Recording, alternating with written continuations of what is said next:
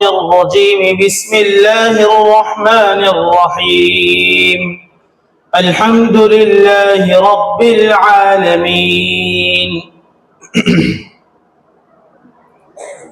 تمام تعریفیں اس اللہ کے لیے ہے جو تمام جہانوں کا پالنہار ہے۔ اب تک ہماری جو تفسیر ہوئی اور ہمارے جو دروس ہوئے اس میں بسم اللہ کا تذکرہ آیا، اعوذ باللہ کا تذکرہ آیا۔ یہ اعوذ باللہ بسم اللہ قرآن کا حصہ ہے یا نہیں، اس سلسلے میں مکمل اختلافات جو تھے وہ میں آپ کے سامنے پہلے بیان کر چکا ہوں۔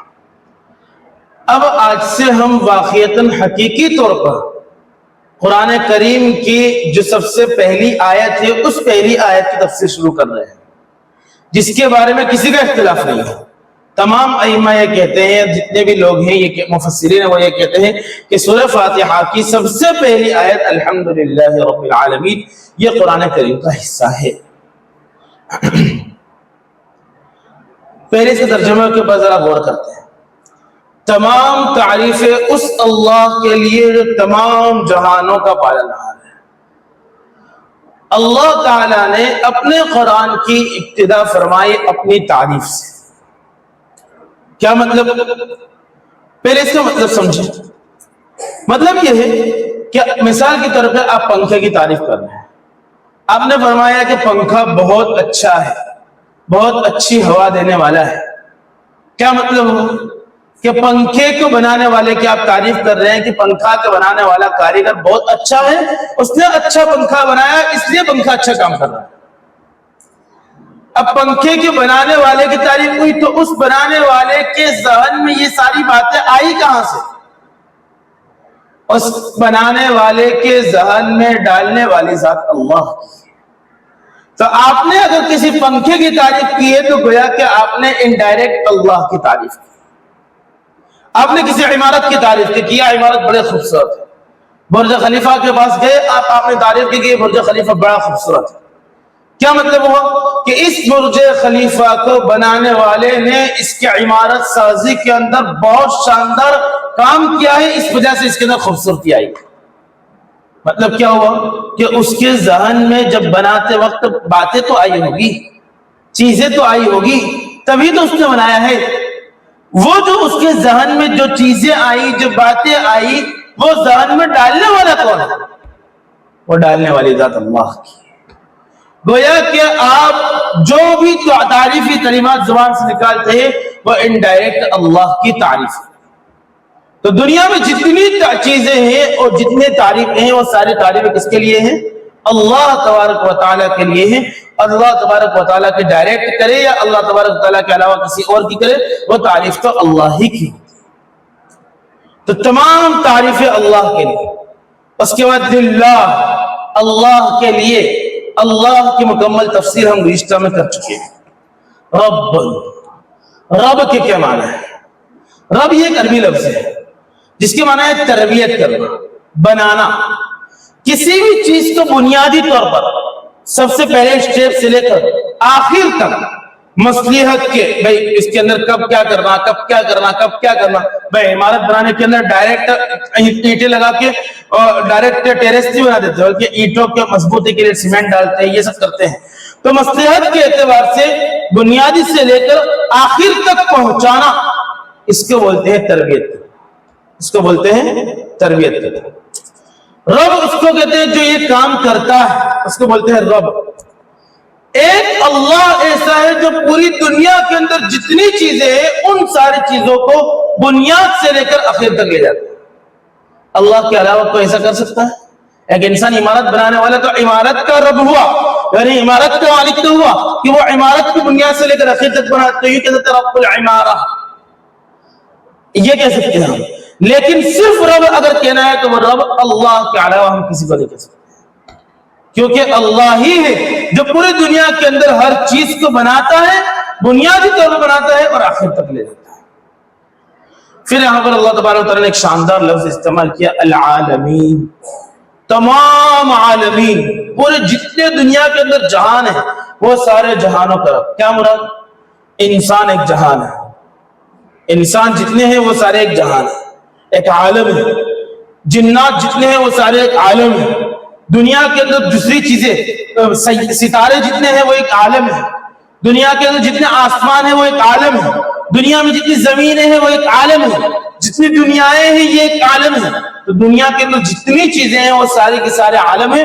ان تمام عالم کو اگر کوئی بنانے والا اور اس کو عقید تک پہنچانے والا اور اس کے اندر کاریگری کرنے والا اور اس کے اندر اپنی صنعت چلانے والا اور اس کو پھر اللہ تبارک و تعالی اس کو پھر فائدے کے لائق یعنی کارآمد بنانے والا اگر کوئی ذات ہے تو وہ اللہ تعالیٰ کی ذات ہے, وہ اللہ کی ذات ہے. اس لیے کیا کہا رب العالمین, تمام جہانوں پر. اب سوال ہوتا ہے کہ دنیا میں کتنے جہان ہیں, کتنی چیزیں ہیں؟ تو ایک راوی ہے وہ فرماتے ہیں وہاب بن منبہ رحمۃ اللہ علیہ فرماتے ہیں کہ 18,000 مخلوق ہیں, 18,000 جہان ہیں. 18,000 میں سے 9,000 جہان بر کے اندر ہے, خشکی کے اندر ہے, اور 9,000 جہان بحر کے اندر ہے, سمندر کے اندر. اس سے بھی زیادہ مقاتل ابن حبان رحمۃ اللہ علیہ کیا فرماتے ہیں 80,000 مخلوقات.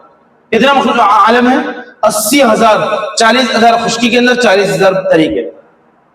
بہرحال کعب احبار رحمۃ اللہ علیہ نے اس کا خلاصہ پیش کیا کہ دنیا میں کتنے جہان ہیں اللہ کے علاوہ کوئی نہیں جانتا. جتنے بھی جہان ہیں ان سارے جہان کا بنانے والا صرف اور صرف ایک ذات ہے, اور وہ ہے اللہ تبارک و تعالی. اللہ کے علاوہ کوئی اس کو بنانے والی ذات نہیں ہے. اس پوری آیت کا اگر ہم نتیجہ نکالیں کہ کیا ترجمہ ہوا, تمام تعریفیں اللہ کے لیے. مطلب یہ ہوا کہ اللہ کا ہر کام قابل تعریف, اللہ کا کوئی بھی کام قابل تعریف نہ ہو ایسا نہیں ہو سکتا ہے. اللہ کے ہر کام کے اندر تعریف ہی تعریف. اب ایک دنیاوی مزاج ہونے کے اعتبار سے, ایک انسانی مخلوق ہونے کے اعتبار سے, ایک بشری مزاج ہونے کے اعتبار سے سوال پیدا ہوتا ہے کہ بعض چیزیں تو دنیا میں ایسی ہوتی ہیں جس کے اندر ہم کو غم ہوتا ہے, ہم کو تکلیف پہنچتی ہے, ہم کو صدمہ پہنچتا ہے, تو کیا وہ بھی قابل تعریف نہیں؟ حالانکہ وہ کام کرنے والا کون ہے؟ اللہ. ابھی تو آپ نے یہ کہا کہ سارے اللہ کے سارے کام قابل تعریف ہوتے ہیں. اللہ کے سارے کام کیسے ہوتے ہیں؟ قابل تعریف, یعنی تعریف کے لائق ہوتے ہیں. اور بعض چیزیں تو ہم کو تکلیف پہنچتی ہے, تو اس تکلیف میں بھی تکلیف میں کیسے تعریف ہوئی؟ اس میں پریشانی ہوتی ہے, انسان کو برا لگتا ہے, تو کیا وہ کام اللہ کا برا ہو گیا؟ نہیں. سوال تو ہوتا ہے نا, انسان ہونے کے اعتبار سے ہم کو سوال ہوگا. اس کا جواب ذرا اندازہ لگائیں. ایک انسان کو ایک بچہ ہے, اس بچے کو اگر ہم سونے کا بسکٹ دے دیں اور دوسرے ہاتھ میں پارلے جی بسکٹ دے, آپ کا کیا گمان ہے وہ سونے کا بسکٹ لینا پسند کرے گا یا پارلے جی؟ کس کو پسند کرے گا؟ پارلے جی. حالانکہ اس کو پتا نہیں ہے کہ وہ سونے کا بسکٹ اگر حاصل کر لیتا ہے تو وہ اس سے کتنے پارلے جی خرید سکتا ہے, لیکن وہ کیا حاصل کرتا ہے؟ کیوں؟ اس کو اس کی چھوٹی عقل کے اندر یہ لگتا ہے کہ میرا فائدہ اس کے اندر ہے, اس لیے کہ اس کو میں کھا سکتا ہوں. ایک انسان ہے, تھوڑا بڑا ہو گیا, مان لیجئے اس کو کسی جگہ پر کوئی گانٹھ ہو گئی, کوئی کینسر, اللہ حفاظت فرمائے کینسر ہو گیا, ایسی کچھ چیز ہو گئی, آپریشن کرنے کی نوبت آ گئی. اب آپریشن کرنے کے لیے اس کو آپریشن تھیٹر میں لے گئے. آپریشن تھیٹر میں لے جانے کے بعد ایک ڈاکٹر آتا ہے, اور ڈاکٹر آ کر اس کو چیر پھاڑ کرنے کے لیے اس کو کچھ چیرنا شروع کرتا ہے. وہ چلاتا ہے, اور چلا کر ڈاکٹر کا ہاتھ پکڑ لیتا ہے کہ نہیں میں چیرنا نہیں دوں گا.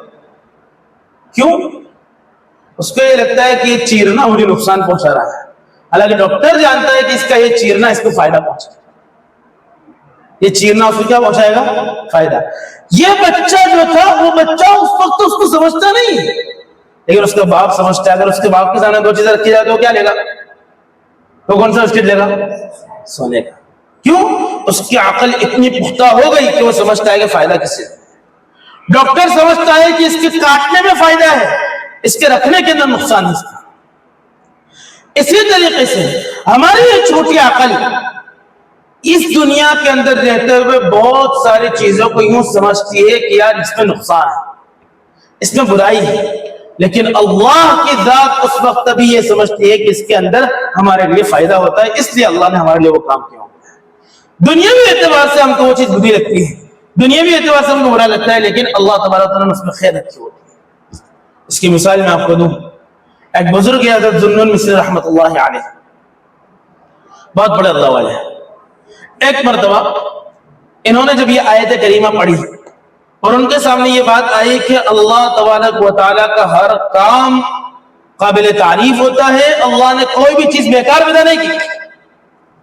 جب انہوں نے یہ پڑھا تو انہوں نے دیکھا کہ یار آج میں غور کرتا ہوں کہ کیا اللہ نے کچھ بیکار پیدا کیا. باہر گئے، باہر جا کر دیکھا تو ایک بچھو تھا.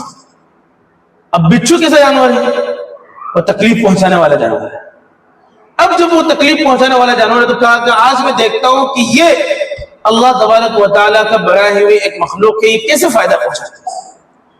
وہ بچھو کہیں جا رہا تھا، کہا یہ کہیں جا رہا ہے، یہ کچھ نہ کچھ کام سے جا رہا ہوگا، ایسے ہی نہیں جا رہا ہوگا. وہ اس کے پیچھے پیچھے چلے گئے. بچھو چل رہا، آگے چلتا رہا، ذو النون مصری رحمۃ اللہ علیہ پیچھے چلتا رہا، وہ آگے چلتا رہا، یہ پیچھے چلتا رہا. ایک سمندر کے کنارے پر پہنچے، ایک دریا تھا، اس کے کنارے پر پہنچے، بچھو کھڑا ہو گیا. ذو النون مصری رحمۃ اللہ علیہ بھی کھڑے ہو گئے.